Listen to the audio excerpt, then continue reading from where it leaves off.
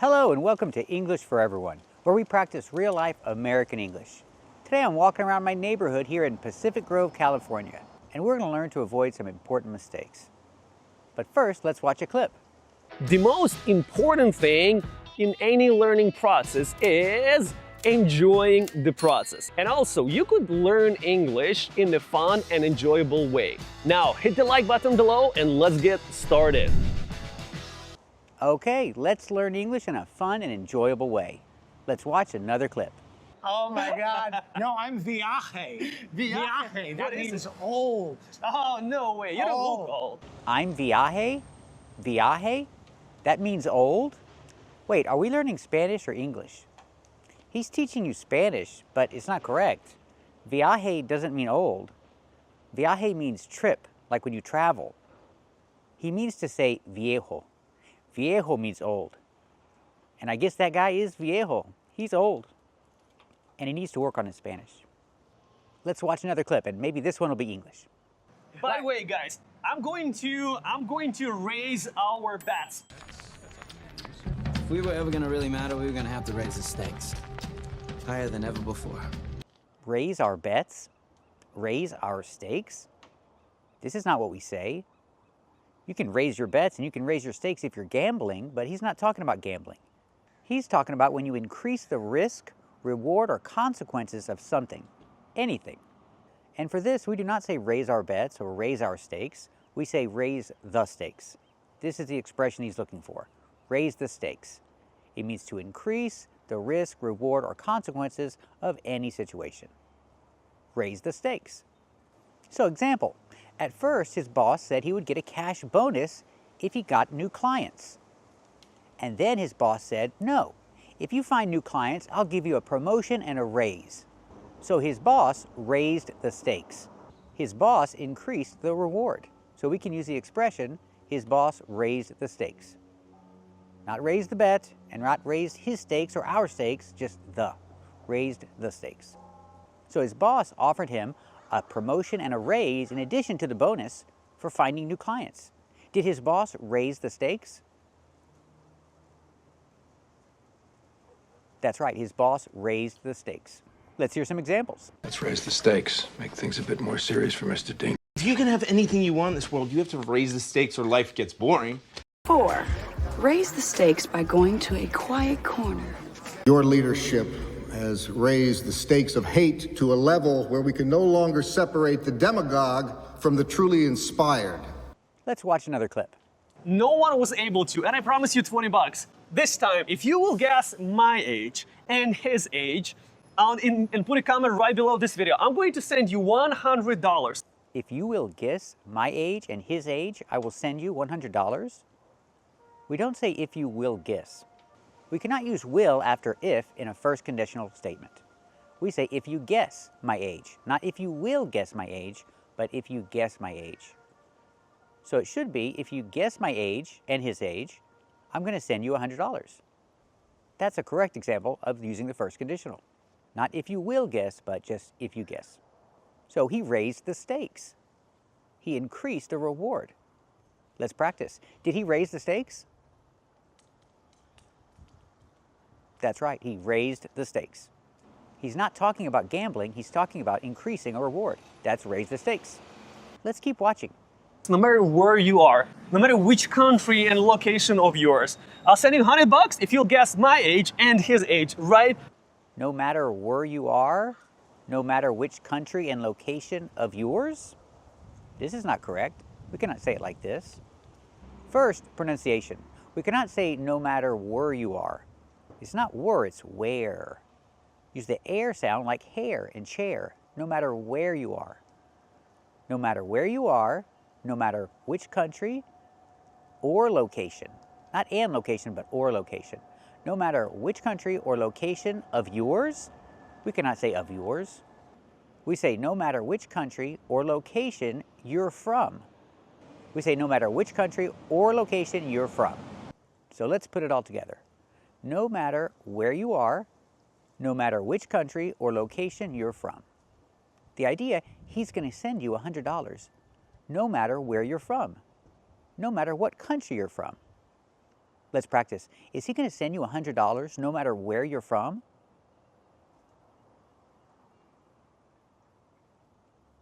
That's right, he's going to send you $100 no matter where you're from, if you guess his age and his friend's age. Let's watch another clip. And Why? What did it attract you here? What did it attract you here? We cannot ask the question like that. What did it attract you here? Did he really say it like that? Let's watch the clip again. And Why? What did it attract you here? He did. He said, what did it attract you here? So how do we ask the question correctly? We say, what attracted you here? No did is necessary. What attracted you here? So the question, what attracted you here? And my answer, the beautiful weather attracted me here. So tell me where you live. What attracted you there? Let me know in the comments. Let me know in the comments what attracted you to the city that you live in. And thank you for watching, and keep watching for more. First, this is not correct. Make my bed. Do my bed. Don't say make my bed. It's correct to say do my bed. This is wrong. This is the opposite. Do my bed is not correct, and make my bed is correct. You cannot say I need to do my bed. No, you have to say I need to make my bed. Let's hear some examples. Looks like he had time to make his bed before he ran for his life. Make your bed since you're not using it. Well, You're teaching another rookie how to make his bed. And you sew up the hole and make his bed again. No. You should learn how to make your bed. You just make your bed real neat and remember to stand up straight and always answer every question with, yes, drill sergeant. Example, she's making her bed. She's not doing her bed, she's making her bed. Let's practice. What is she doing? Is she making her bed? That's right, she's making her bed. This is also not correct. I'm hungry. I'm furnished. Don't say I'm hungry, say I'm farnished. Farnished? I think she means famished. The word farnished doesn't exist in English, but famished means very, very hungry. But it's not very common. So don't say famished, say hungry. So again, the word is pronounced famished, using the short ah like ham and ma'am. Fam, famished. But like I said, it's not very common and it means very, very hungry. So it's better just to say I'm hungry. If you're very hungry, you can say I'm very hungry, I'm really hungry, or you can say I'm starving. Starving is the same as very hungry. But don't say famished. Like I said, it's not common. And never say farnished, because that word doesn't exist. Let's hear another one. I don't care. I'm not bothered. Don't say I don't care, say I'm not bothered. Well, they're different. And people don't say I'm not bothered. You could say I'm not bothered by it, but I'm not bothered? I've never heard someone say this. And it doesn't mean the same as I don't care. If you say I'm not bothered by it, it means something doesn't bother you. But I don't care? That's different. If something is not important to you, say I don't care. If something doesn't bother you, you can say I'm not bothered by it. But they're different. And don't say I'm not bothered. People don't say that. This is also not correct.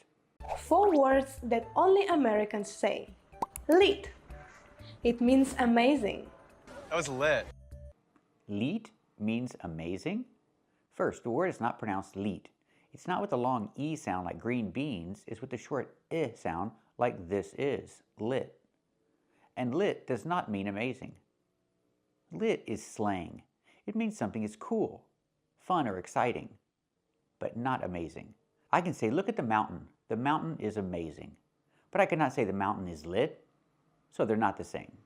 And this is slang. Lit is slang for young people. So if you're over 30 years old, don't use this word.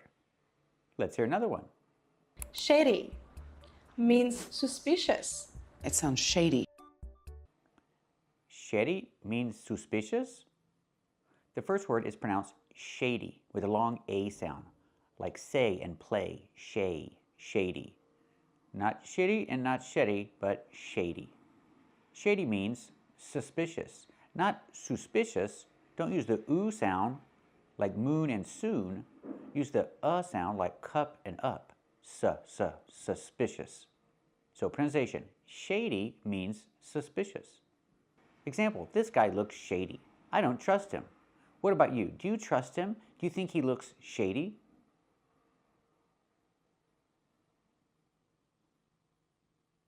That's right. I don't trust him. He looks shady. Not shitty, but shady. Make that long A sound. He looks shady. This is also not correct. Push up. Pull down. Push up, pull down. We cannot pronounce these words with the long oo sound, like moon and soon. We need a different sound. We need the short sound like good and book. Push up and pull down. Not push up and pull down, but push up and pull down. Do you hear the difference? Good. It's push up, and pull down. We have the sound like in good book, plus the dark L in the word pull. Pull down. Example, she's doing push-ups. Let's practice. What is she doing? Is she doing push-ups? That's right, she's doing push-ups. And he's pulling down the bar. Pulling. He's pulling down the bar. Let's practice. What is he doing? Is he pulling down the bar? That's right, he's pulling down the bar. So when you see words that end with ULL, there are two different pronunciations. Keep watching to practice with both of them and to learn some great new vocabulary. Today we're practicing the two pronunciations of ULL. ULL together has two pronunciations. We're going to practice with both of them. Let's get started. The first sound is like in the words good and book. The sound is It comes from here. It's not ooh from your lips, ooh, but Examples like pull, full, and bull. Let's practice. Example, that is not a cow, that is a bull. The sound bull. The L is a dark L after the sound. So the sound is in the back. Not but bull. Bull. That is one angry bull. Let's practice. Is the bull happy or angry? The bull is angry. Is the bull happy or angry? Very good. Example, pull the weeds. He is pulling the weeds. He is pulling the weeds. He's pulling all the bad plants from his garden. The plants and grass that he doesn't like are weeds, so he's pulling the weeds in the garden. Is he pulling weeds in the garden? Yes, he's pulling weeds in the garden. Is he pulling weeds in the garden? Very good. The bucket is not empty. The bucket is full. Pronunciation. Full. Full. The bucket is full of water. Let's practice. Is the bucket full of water? Yes, the bucket is full of water. Is the bucket full of water? Very good. Our next sound is We make a relaxed sound like with words cup and up. The sound comes from here. Relaxed sound. Dull. Let's practice with these words. Our first example is dull. Dull. Making the vowel dull. And the L is a dark L. It's in the back. Dull. Dull is an adjective. It means not sharp. One pencil is dull. It's not sharp. It's no good. And the second pencil is sharp. It has a point. So dull can be a knife that doesn't cut. It's a dull knife. And this pencil is dull. Let's practice. Is the pencil sharp or dull? The pencil is dull. Is the pencil sharp or dull? Very good. We can use dull to describe something that is boring. The class is dull. Not this class, but his class. He thinks his class is dull. Boring. Let's practice. Does he think the class is dull? Yes, he thinks the class is dull. Does he think the class is dull? Very good. Skull. That's right. The bone in your head is called a skull or a cranium. Medical term, cranium. Conversation term, skull. Pronunciation, oh. That is a scary skull. Let's practice.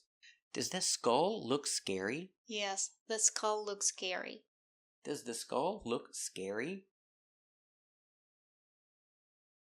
Very good. Gull or seagull is a bird that lives by the ocean. These are seagulls. You can find seagulls near the ocean. Seagulls. Seagulls. Let's practice. Are there a lot of seagulls by the ocean? Yes, there are a lot of seagulls by the ocean. Are there a lot of seagulls by the ocean? Very good. Example, lull. A lull is a slow part.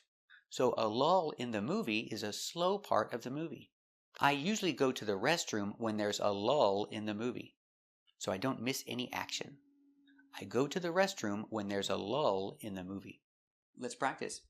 Do you go to the restroom when there's a lull in the movie? Yes, I go to the restroom when there is a lull in the movie. Do you go to the restroom when there's a lull in the movie? Very good. And that's where we get the word lullaby, because it's a slow part of the baby's day. You sing him a song to put him to sleep. She is singing a lullaby to the baby. Lull, lullaby. So we see the sound 2 times. Lullaby. She's singing a lullaby to her baby. Let's practice. Is she singing a lullaby to her baby? Yes, she is singing a lullaby to her baby. Is she singing a lullaby to her baby? Very good. Our last example is hull, hull. What's a hull? A hull is the bottom of the boat. This is the hull of the boat. Let's practice. What's the hull? The hull is the bottom of the boat. What's the hull of the boat? That's right, it's the bottom. Thank you for watching. And if you want to practice more and find more resources, click the link below and check out the book that we use in our classes. You can practice listening, speaking, and reading. Thanks for watching.